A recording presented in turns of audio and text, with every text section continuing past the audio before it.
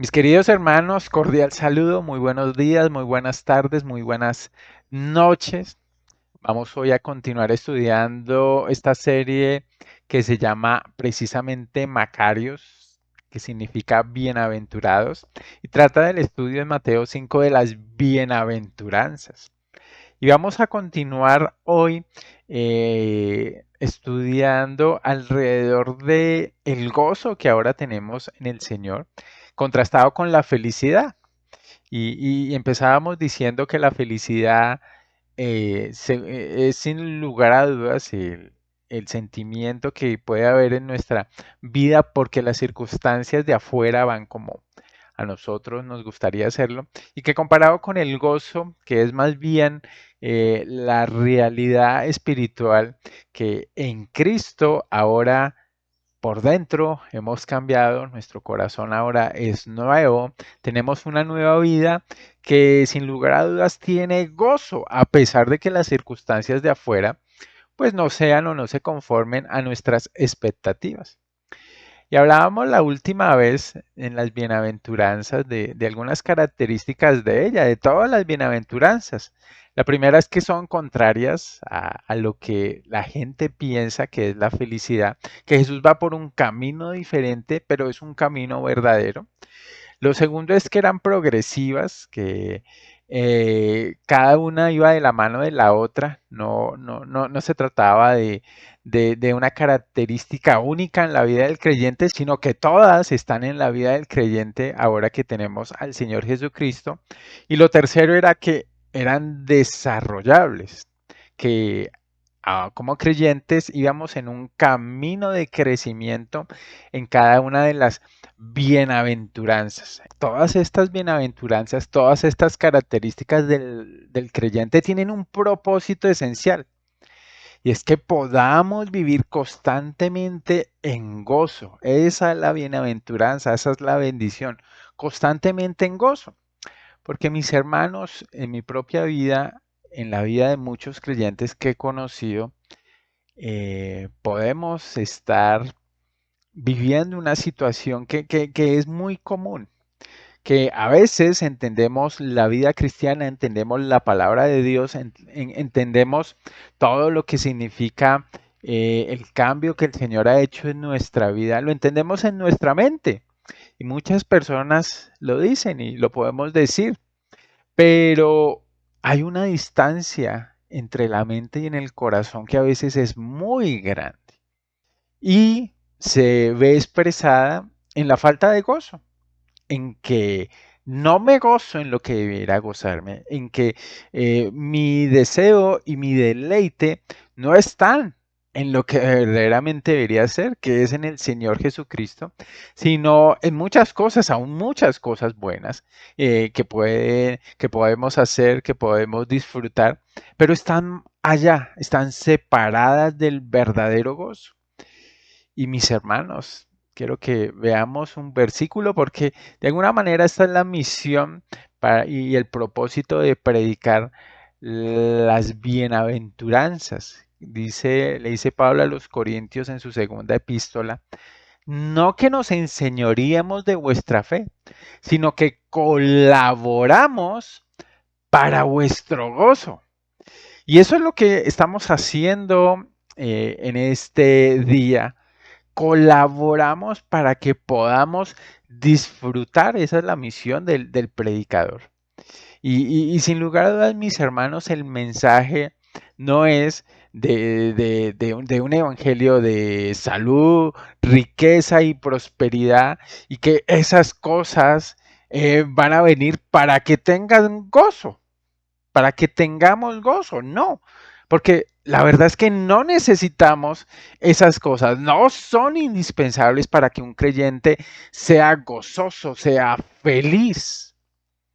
Y a veces pensamos que lo que hace el Señor Jesucristo es simplemente cambiar lo de afuera para que nos sintamos felices en lo que anhela nuestra propia carne. Y no es así. El Señor está cambiando lo de adentro para que ahora nos gocemos en algo esencial. Es en el mismo Señor Jesús, en la presencia del Señor.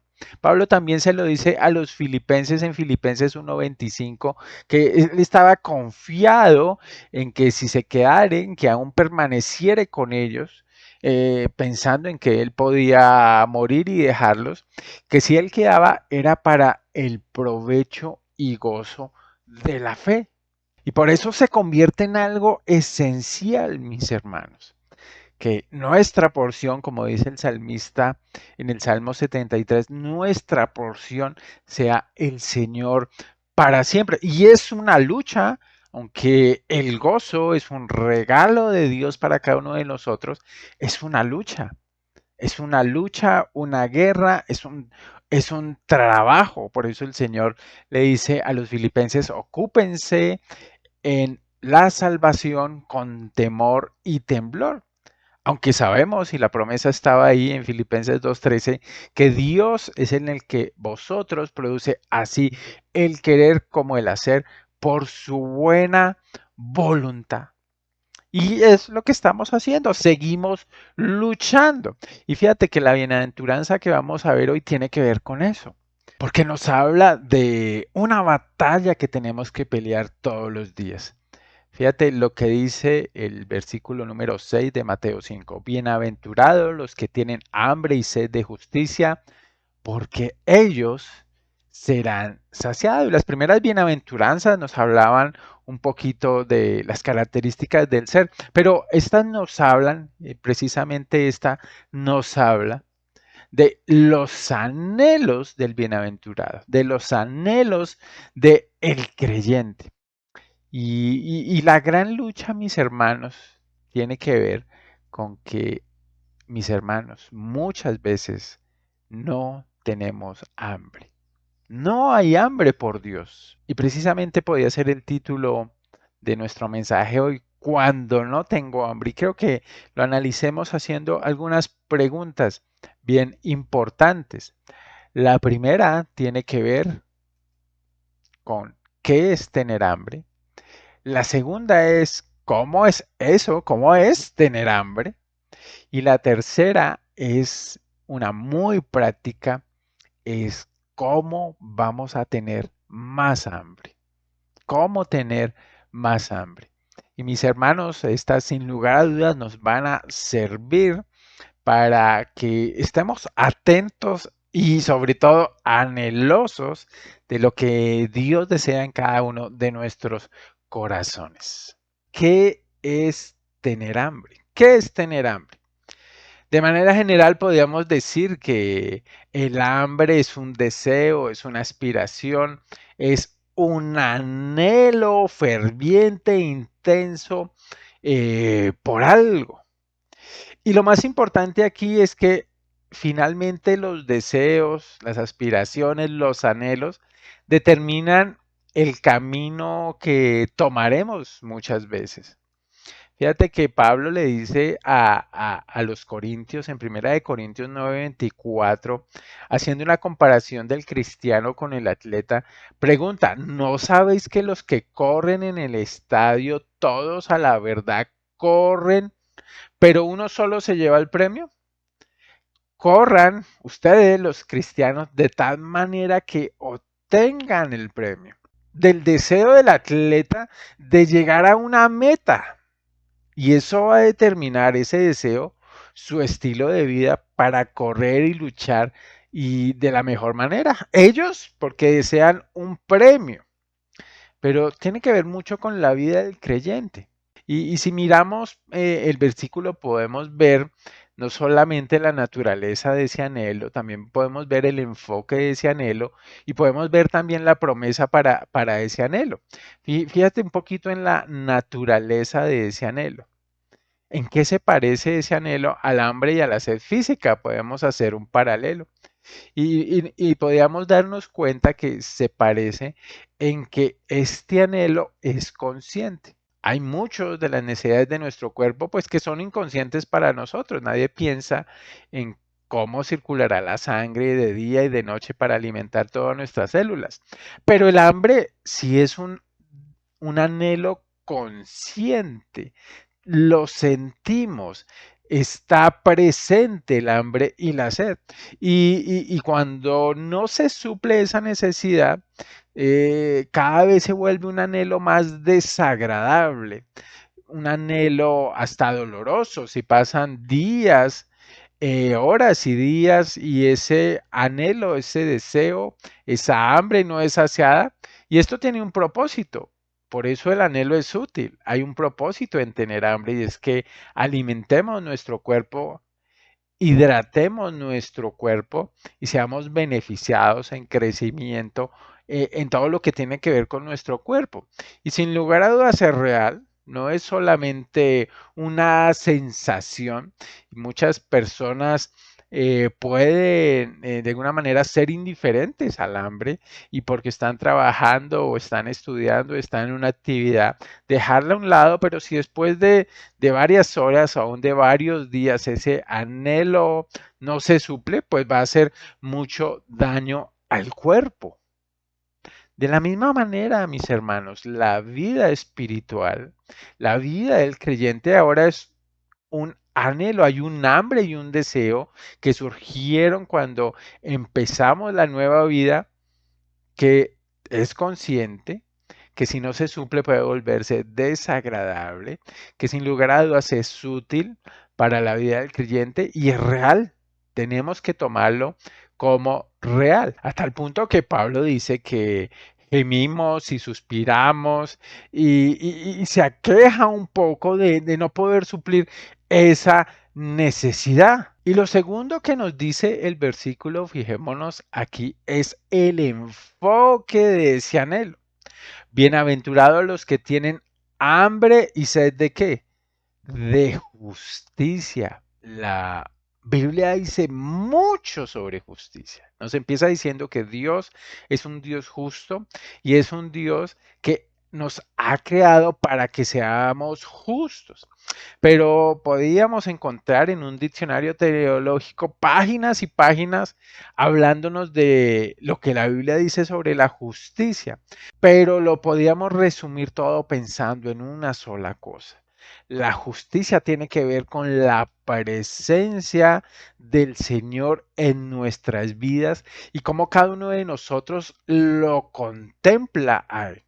Fíjate que el salmista habla de que una cosa he demandado a Jehová, esta buscaré, contemplar la hermosura del Señor. Esa es otra manera de decir, mis hermanos, estar cerca del Señor. Y podíamos hablar de que justicia en el sentido más amplio del término es un sinónimo de salvación, porque el Señor después de leer traería justicia y es prometida justicia y a través de Cristo se nos da justicia, pero con un propósito, que los hombres que estábamos lejos de Dios, separados, éramos enemigos de Él, podamos acercarnos a Él y estar cerca de Él. No solamente a través del nuevo nacimiento, no solamente la declaración de que somos justos delante de Él, de que somos declarados justos delante de Él, sino en la realidad de que estamos siendo cambiados día a día, santificados, que vamos a ser glorificados y que todo esto se refleja y se expresa en que estamos adoptando el carácter de Cristo en absolutamente todo lo que somos. Más adelante, en este mismo capítulo 5 de Mateo, la bienaventuranza décima es bienaventurados los que padecen persecución por causa de qué? Por causa de la justicia, porque de ellos es el reino de los cielos. Los que padecen persecución por el deseo de estar cerca de Dios y de ser transformados a su imagen, a la imagen de Cristo. Pero el obstáculo, mis hermanos, para gozar de la presencia del Señor, para gozar de la transformación, no es como muchos piensan, muchos no creyentes y aún creyentes piensan, Bueno, carezco de salud o carezco de dinero para estar gozoso, o carezco de esposo o de esposa, o porque tengo esposo y esposa, soy falto de gozo, soy infeliz. No, mis hermanos, el obstáculo siempre ha sido el pecado. El pecado no nos permite gozarnos de la presencia del Señor. El pecado no nos permite gozarnos de la obra del Señor en transformar nuestros corazones, en transformar nuestro carácter. El pecado crea separación en muchos sentidos. Y Cristo vino a deshacer las obras del diablo y también a deshacer el poder del pecado sobre nosotros. Y en la medida que lo disfrutamos, mis hermanos, estamos más gozosos de la presencia del Señor. Y es una lucha que todos damos continuamente, todos los creyentes. Y es una lucha en la que nos debemos empeñar. Pero fíjate que hay una promesa para los que tienen hambre y sed de justicia.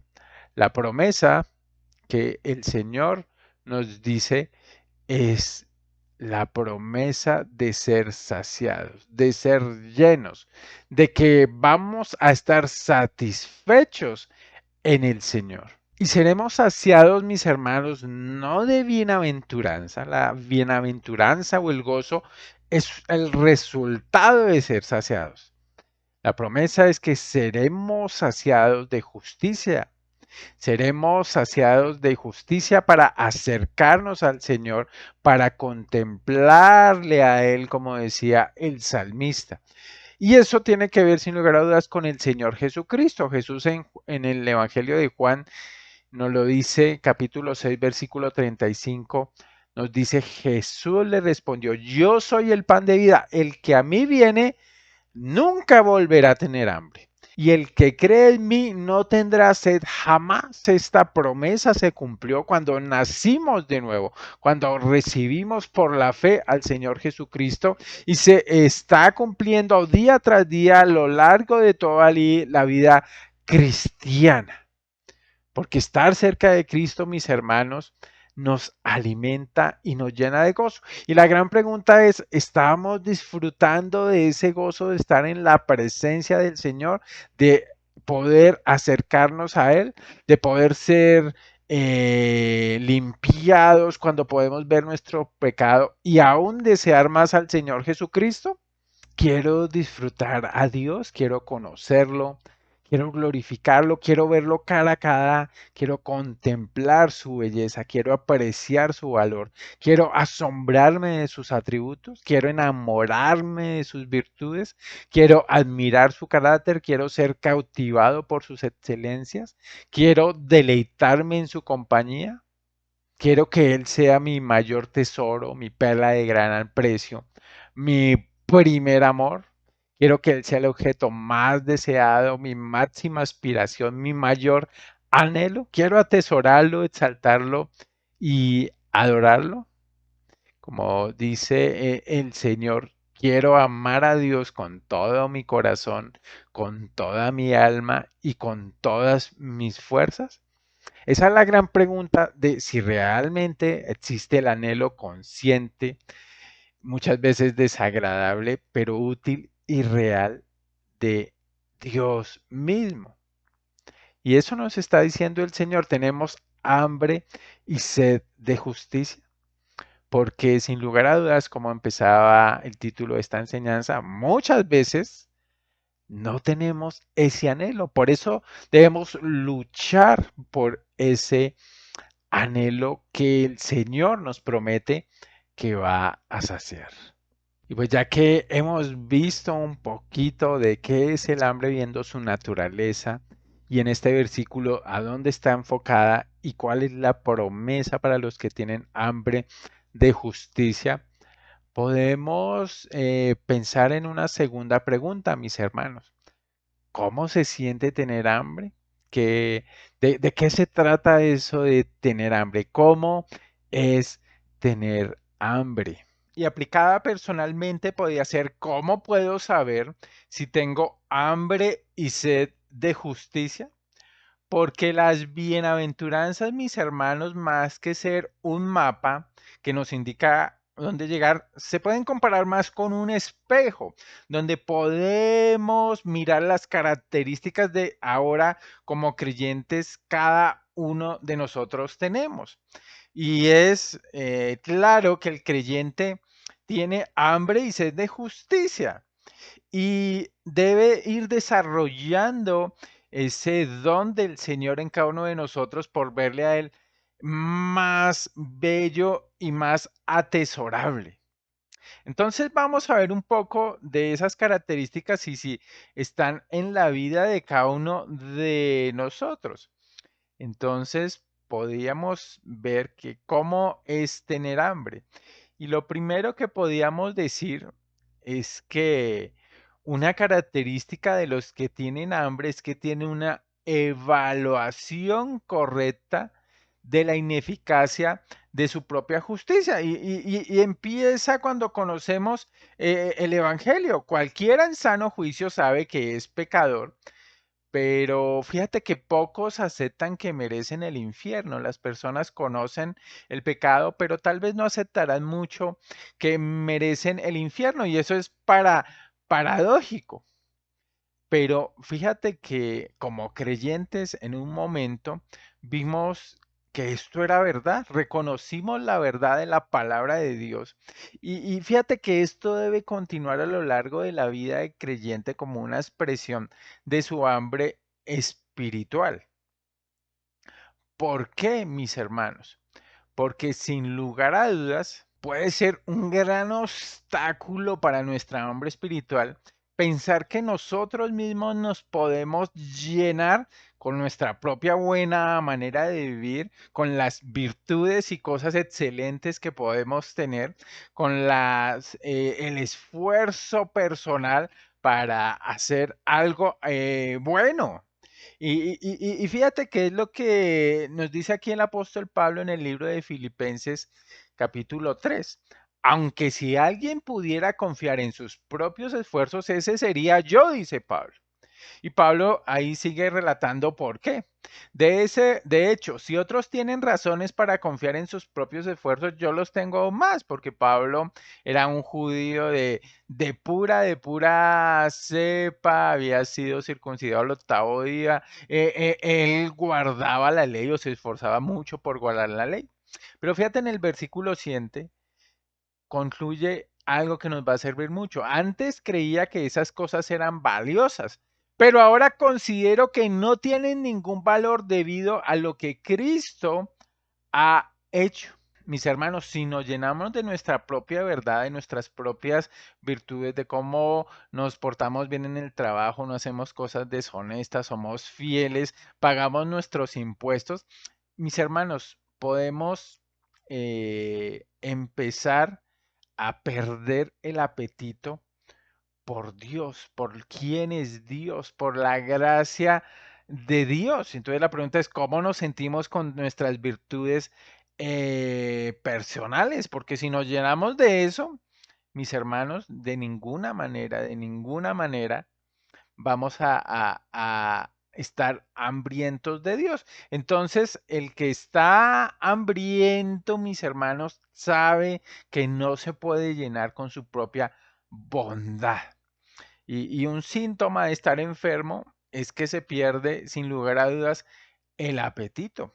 Y una segunda característica, mis hermanos, es que el tener hambre se caracteriza por un anhelo de santidad interna y no solamente un anhelo de forma externa, un anhelo de santidad externa. Recordemos que el salmista le pide al Señor y le dice, crea en mí, Señor, en el Salmo 51, un corazón limpio y renueva un espíritu recto dentro de mí. Y a veces es muy peligroso, ya no solo por hacerlo externo, y eso lo profundiza el Señor mucho con los fariseos que cumplían todas las obras de la ley, les dice, ay de vosotros, escribas y fariseos hipócritas. ¿En qué consistía su hipocresía? Limpiaban lo de fuera del vaso y del plato, pero por dentro estaban llenos de robo y de injusticia.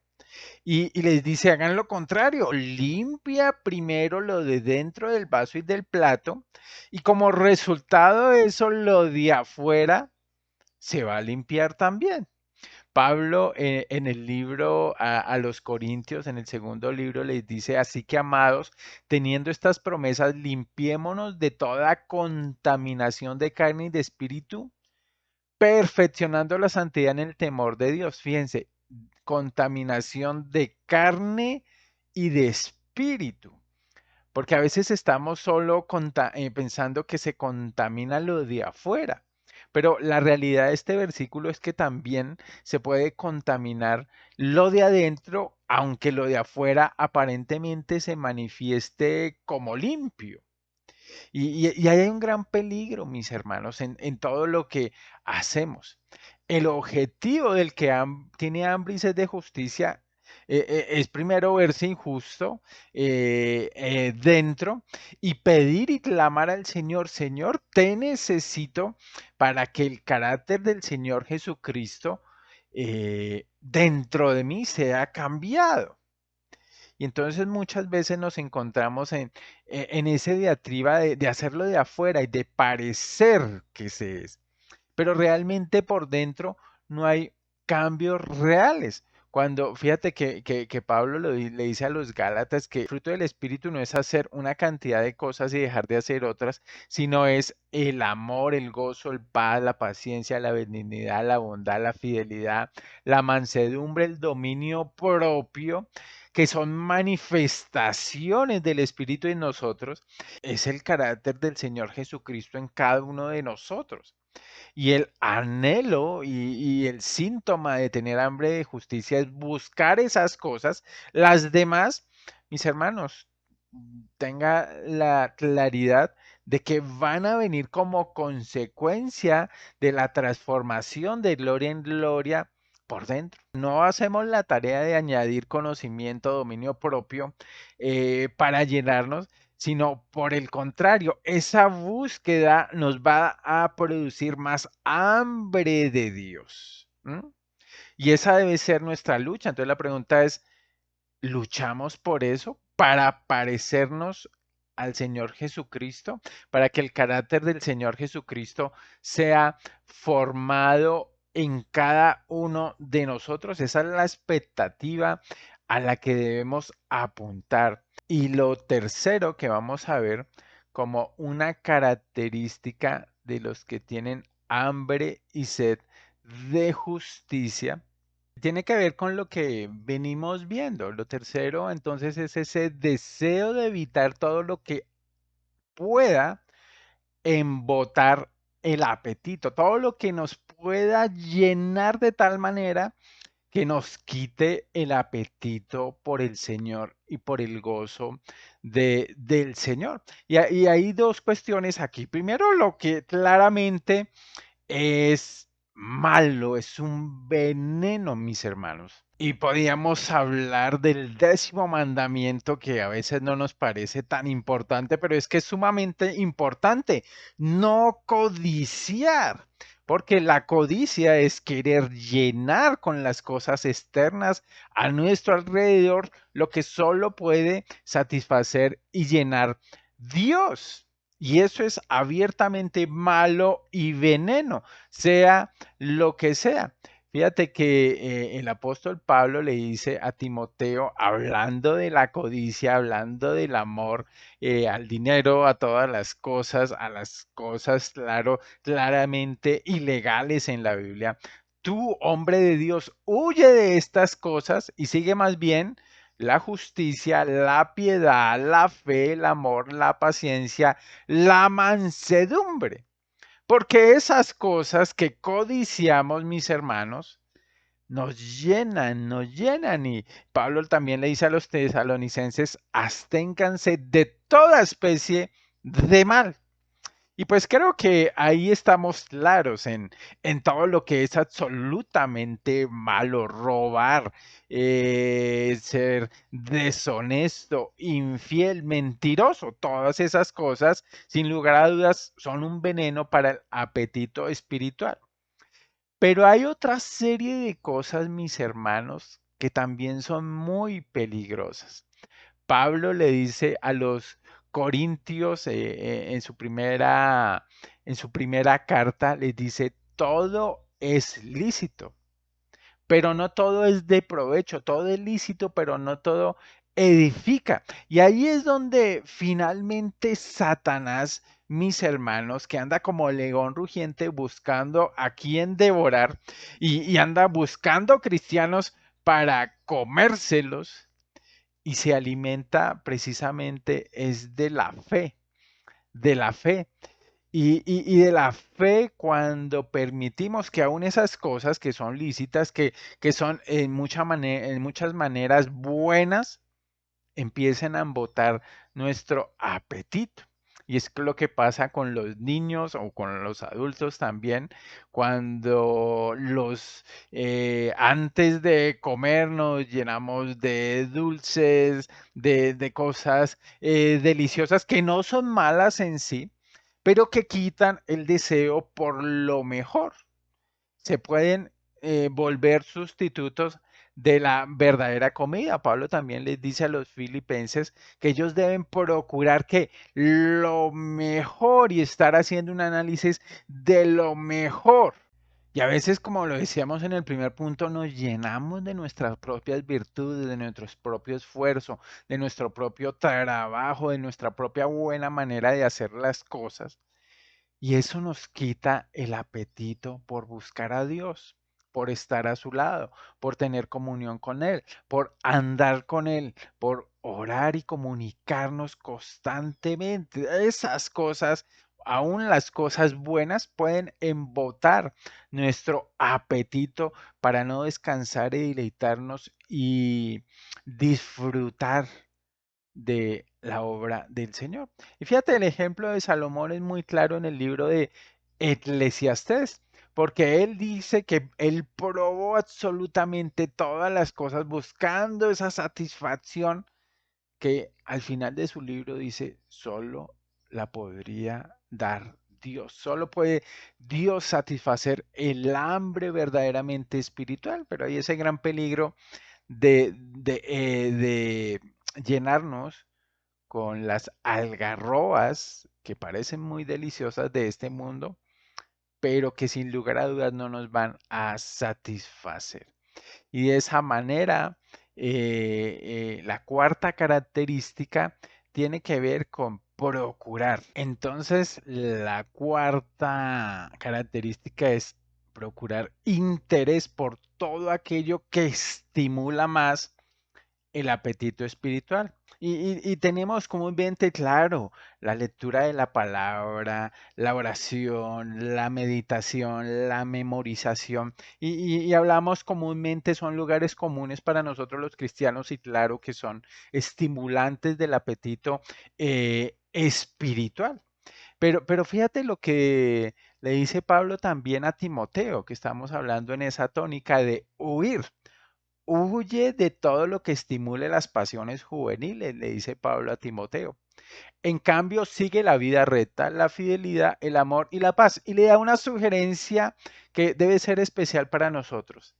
Disfruta el compañerismo, o sea, deleítate en el compañerismo, porque eso va a abrir el apetito espiritual, pero no de cualquier persona, sino de los que invocan al Señor con un corazón puro, con los que de corazón limpio, dice la Reina Valera, invocan al Señor. Y mis hermanos, ese compañerismo, esa comunión con personas, debemos estar muy claros en que pueden disminuir o aumentar nuestro apetito espiritual. Y hay que tener mucho cuidado y ser muy sabios en con quién disfrutamos del compañerismo. Si esa persona o ese grupo de personas, aún hablo de hermanos, realmente invocan al Señor con un corazón puro. son personas que conozco y que sé que su compañerismo me va a ser beneficioso para abrir mi apetito por las cosas del Señor y por el Señor mismo. Eso es bien importante, mis hermanos, es bien importante. Así que alguien con hambre, sin lugar a dudas, buscará, como el ciego Bartimeo, que sabe que él no podía curarse a sí mismo, pero se pone en el camino de Jesús y le pide a la gente que lo guíe por el camino del Señor, porque la realidad es que el Señor, como lo pide en la oración de Juan 17, Jesús, nos santifica a través de la verdad y de exponernos a la verdad por medio de diferentes herramientas que nos ha dejado el Señor. Entonces, aquí la pregunta es, ¿nos estamos interesando por las cosas que estimulan más el apetito espiritual? Y eso ya es un síntoma bien grande del hambre espiritual, pero que va a generar más y más hambre espiritual. Y esto nos va a hacer una base bien fuerte para la propuesta que le voy a hacer para finalizar nuestra enseñanza en este tercer punto: es cómo tener más hambre.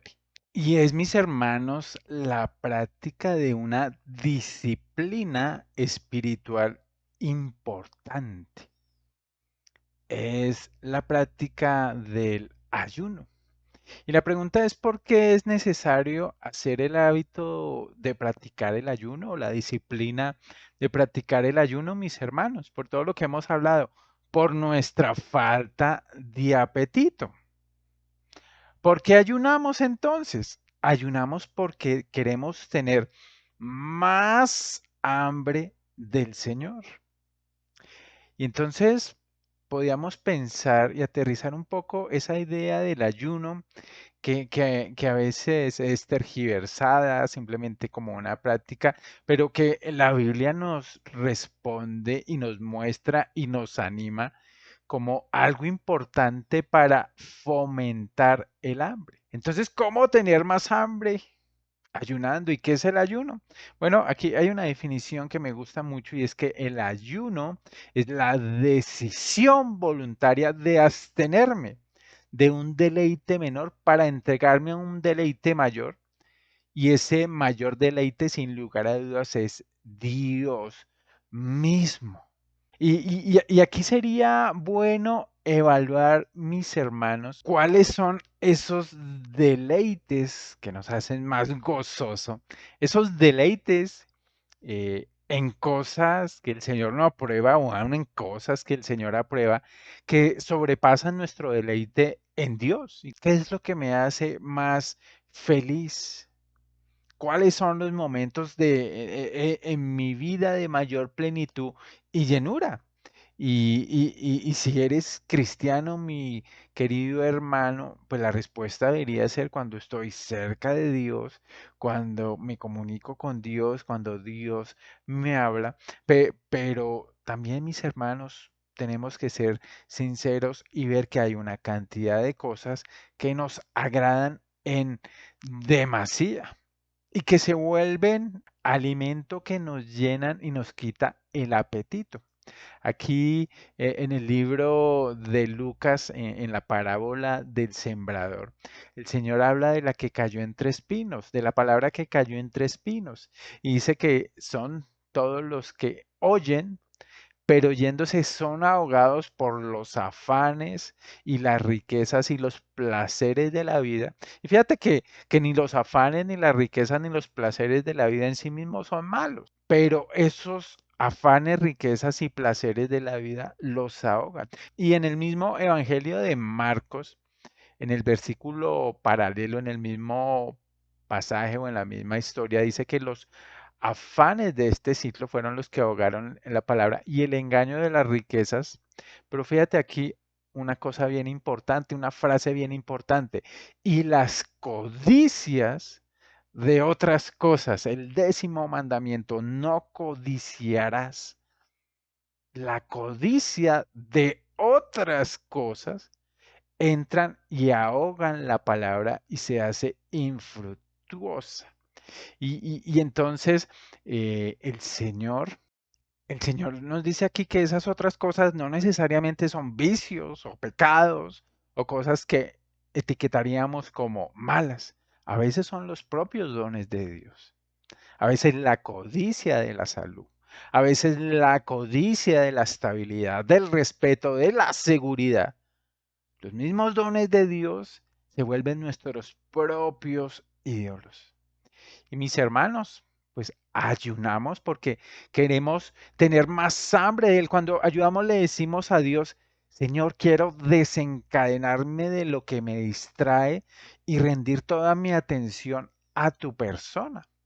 Por eso el ayuno no simplemente significa dejar de hacer algo o dejar de comer algo o dejar una actitud o dejar un deleite, sino tiene que obligatoriamente haber un deleite mayor, que es el Señor Jesús, en la oración, en el estudio de la palabra, en la meditación, en el silencio, porque el Señor mismo lo dice en el Evangelio, a unos ayunaban mal, porque a pesar de que ayunaban, lo hacían para ser vistos de los hombres, o sea, ayunaban un deleite para disfrutar otro deleite, la admiración de los hombres. Y el Señor dice, no, ustedes no hagan así, ayunen de ese ayuno. El ayuno tiene que ser dejar un deleite menor, insignificante, para disfrutar un deleite mayor, que es el Señor Jesucristo, y eso producirá sin lugar a dudas más hambre del Señor. Y mis hermanos, porque hay un gran peligro en nuestro corazón, y fíjate que ayunamos porque queremos dejar de tener el alma dividida. Y ese rasgo de duplicidad, de fragmentación en nuestro corazón es muy común. La voluntad de cada uno de nosotros quiere muchas cosas que no pueden reconciliarse la una con la otra. Ejemplo, querer intimidad, tener intimidad con Dios, pero vivir fantaseando sexualmente. Tal vez anhelar humildad, pero anhelar al mismo tiempo ser admirado o ser admirado por la humildad. Que querer servir a otros y estar cómodo, eso es mutuamente excluyente. Ser generoso, pero no hacer sacrificios. Crecer en fe, pero seguir controlando la vida, son cosas excluyentes.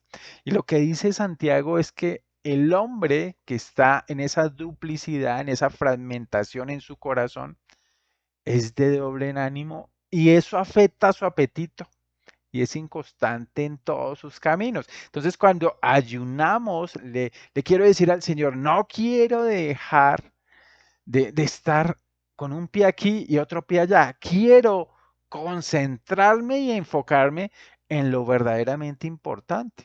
Y fíjate que ayunamos y el Señor mismo es nuestro ejemplo. Y Él le dijo a sus discípulos que ayunaran y también dijo que enseñaran a los que venían detrás de ellos a practicar, a hacer todas las cosas que Él había enseñado a hacer, entre ellas el ayuno. Y el mejor ejemplo de ellos es que el Señor mismo ayunó. Jesús es nuestro modelo de espiritualidad en el asunto del ayuno. Entonces, mis hermanos, el gran reto es que nuestro ayuno se convierta en un grito, en una expresión de pasión, de acción, de búsqueda de Dios, cuando sentimos que no hay hambre, cuando nos sentimos que no deseo a Dios. Y es como la madre que en un centro comercial pierde a su hijo y por más que sea calmada y callada, empieza a gritar, ¿dónde está mi hijo? El ayuno se podía comparar con eso. Quiero volver al que amo, al que anhelo, en el que me deleito. Quiero volver al Señor. Y debemos, mis hermanos, asegurarnos de que eso suceda, planeando ayunar. Y hágase la pregunta, de lo que más le deleita. Para algunos es alguna práctica, el comer, el ver series, películas, XY, pero fíjate que debemos analizar mucho. Y un consejo práctico es utilizar ese tiempo de ayunar de un deleite para orar, para meditar, para descansar en el Señor y encontrar nueva vida, nuevo reposo en lo que el Señor está haciendo en cada una de nuestras vidas. Y lo resume muy bien todo lo que hemos hablado, mis hermanos, el Salmo 63. La nueva traducción viviente lo presenta de esta manera. Oh Dios, tú eres mi Dios. De todo corazón te busco. Ese es el anhelo y el hambre. Mi alma, mi parte espiritual tiene sed de ti. Y aún mi cuerpo, mi propia carne, anhela en esta tierra que reconozco es reseca y agotada, donde no hay agua que quite realmente la sed. Entonces, fíjate todas las actitudes de alguien que tiene hambre, con un propósito, que dijimos que era la justicia. Te he visto en tu santuario y he contemplado tu poder y tu gloria. Se trata de contemplar, mis hermanos, de ver con admiración la belleza de Jesús y deleitarse en que estoy con Él, estoy descansando en Él, camino con Él, me comunico con Él y Él me habla a mí y hay una relación en la que nos deleitamos profundamente. Y mis hermanos, hemos visto cada una de lo que es cosas que tienen que ver con el hambre y tres preguntas ahí acerca del hambre. ¿Qué es tener hambre? Pues sin lugar a dudas dijimos que es un anhelo profundo, consciente, útil, real de permanecer en la presencia de Dios y que Dios promete va a ser saciado, esa hambre va a ser saciada. Vas a sentir satisfacción de deleitarte en Dios. ¿Cómo es tener hambre? Bueno, es conocer profundamente mi incapacidad, como leíamos del salmista, de saciarme a mí mismo y procurar ser saciado por el único que puede quitar el hambre y la sed, por Dios. ¿Cómo tener más hambre? Dimos una clave especial, es buscar mediante el ayuno deleitarme más en Dios que en cualquier otro deleite. Y mis hermanos, con esto concluimos esta meditación, este mensaje alrededor de la bienaventuranza del que tiene hambre y sed de justicia y que el Señor promete que será saciada.